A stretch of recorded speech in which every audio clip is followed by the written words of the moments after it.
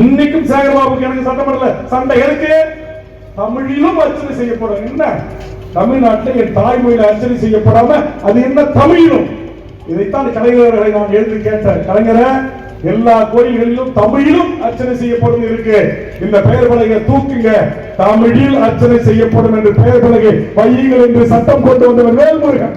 சேகர்பாபு அவர்களே, இந்த அறத்துறை அமைச்சர் அவர்களே, இந்த கூட்டத்திலிருந்து வேல்முருகன் வைத்த கோரிக்கை ஏற்று தலைவர் கலைஞர் அவர்களுடைய அரசாணை தமிழில் அர்ச்சனை செய்யப்படும், தமிழில் குடமுழுக்கு செய்யப்படும், தமிழில் தண்ணீராட்டு நடத்தப்படும் என்கிற அறிவிப்பு தமிழக சட்டமன்றத்தில் 2006 2011 வரையில் முதலமைச்சர் கலைஞராக இருந்த போது நான் பேசிய காலகட்டத்தில் கொடுத்த உறுதிமொழி, கொடுத்த அரசு ஆணை இருக்கிறது.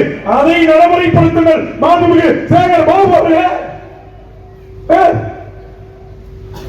அந்த முதலமைச்சர் கலைஞர் கொடுத்தார். தமிழிலும் என்பது தூக்கப்படும், தமிழில் அர்ச்சனை செய்யப்படும். இன்னைக்கு இருக்கா? தமிழ் அர்ச்சனை மொழியாக இருக்கிறதா? அலுவல் மொழியாக இருக்கிறதா?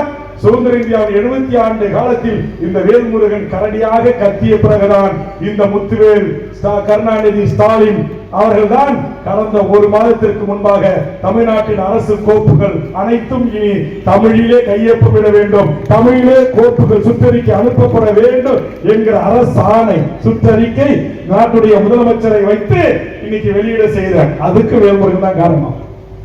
இதெல்லாம் வரலாறு, இதெல்லாம் வரலாற்று பக்கங்கள் சட்டமன்ற பதிவேடுகள் இருக்கு. ஆனா இதையெல்லாம் தெரியாத தற்கூரிகள் எல்லாம் இன்றைக்கு தமிழ்நாட்டின் ஆட்சி அதிகாரத்துக்கு நாங்க வருவோம், நீங்க வருவோம், வாங்க, உங்க அப்பா உங்க பாட்டனெல்லாம் பார்த்தவங்க தான் நாங்க, வாங்க சந்திப்போம், தேர்தல் காலத்தில் சந்திப்போம். இப்ப நாகரிகம் கருதி நாங்க கடந்து போகிறோம். ஒவ்வொரு படத்திலும் இந்த நாட்டுடைய ஆட்சி அதிகாரத்தை நேர சிஎம் தான், நேர சேஞ்சாச்சு கோட்டை தான். இங்க அடி போடுறவன் ஒருத்தவன், போராடுறவன் ஒருத்தவன், ஜெயிலுக்கு போறவன் ஒருத்தவன், சிறைக்கு போறவன் ஒருத்தவன். இந்த நாட்டிலே அப்பழுக்கற்ற இந்திய கம்யூனிஸ்ட் இயக்கத்தில் மாபெரும் தலைவர் சுதந்திர இந்தியாவிற்காக 10 ஆண்டு காலம் சிறை சென்ற அருமை தோழர் நல்ல கண்ணுவை இந்த நாட்டில் இருக்கிற நாதாரிகள் பல பேரு யாரு நல்ல கண்ணு நொல்ல கண்ணா ஏண்டா அந்த தலைவனை ஒரு காலத்தில் விமர்சனம் செஞ்சவனா இன்னைக்கு எங்க இருக்கிறான் தெரியுமா? அந்த தலைவன் காலையில் வந்து மன்னிப்பு கேட்டான். இன்னைக்கு ஐயா நெடுமாறன், எத்தனை தமிழ்நாட்டுடைய அரசியல் தலைமைகள் தொலைக்காட்சியில் உட்கார்ந்துட்டு யூடியூப்ல உட்கார்ந்துட்டு அசிங்க அசிங்கமா படுக்கையறை காட்சியை வந்து பல கோடி மக்கள் பார்க்கிற மாதிரி பேசுற ஈனப்பிரவிகளை குறித்து நான் பேசியதை பச்சை குழந்தைகளோடு ஒப்பிட்டு எடுத்துக்கொண்டு இதான் சாக்கம் வேல்முருகனை ஏறி அடிக்கிறதுக்கு பிரபு சொன்ன மாதிரி, கண்ணதாசன் சொன்ன மாதிரி ஏறி அடிக்கிறீங்க, வாங்கடா அடிக்கிறோம், தேர்தல் வரட்டும் அடிக்கிறோம். தமிழ் சமூகத்தினுடைய வாழ்வுரிமை பிரச்சனைகளில் சிக்கல்களில் இந்த நிலத்தில் ஏற்பட்டிருக்கின்ற பேர் அபாயத்தில் இருந்து இந்த மண்ணையும் இந்த மக்களையும் இந்த மொழியும் காப்பாற்றுவதற்கு எந்த தியாகத்தையும் செய்வதற்கு வேல்முருகன் தயாராக இருக்கிறான். அவனு பிறக்கும் போது எம்எல்ஏ அவனு பிறக்கல, 3 முறை எம்எல்ஏ அவன் நினைச்சு பார்க்கல. ஒரு கட்சியை கட்டமைப்பு உருவாக்கி இன்றைக்கு தமிழ்நாடு முழுக்கும் வேகமாக வளர்ந்து வருகின்ற ஒரு கட்சியாக கொண்டு வந்து நிறுத்துவோம் நான் நினைக்கல.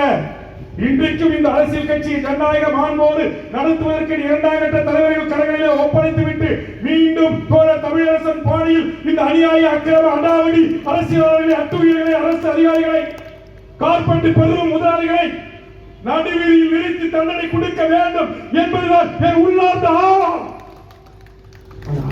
இது ஜனநாயக நாடாகி போச்சே, சட்டத்தின் மேல உறுதி எடுத்துக் கொண்டு விட்டோமே அப்படின்னு பல்ல கடிச்சிட்டு இருக்கிறேன்.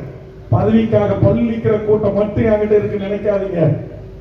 பதவியை தூக்கி எறிந்து விட்டு இந்த மண்ணின் மாற்றத்திற்கான அரசியலை செய்வதற்கு இங்கே வருகின்றிருக்கிற இந்த விரல் விட்டு எண்ணக்கூடிய தமிழ் தேசிய போராளிகளை கொண்டு இந்த தமிழர் நிலத்தில் ஒரு மாற்று அரசியலை உருவாக்க முடியும் என்ற அப்படிக்கற்ற ஆளுமைகளை கொண்டு உருவாக்க முடியும் என்ற மாறாத நம்பிக்கை எனக்கு இருக்கிறது.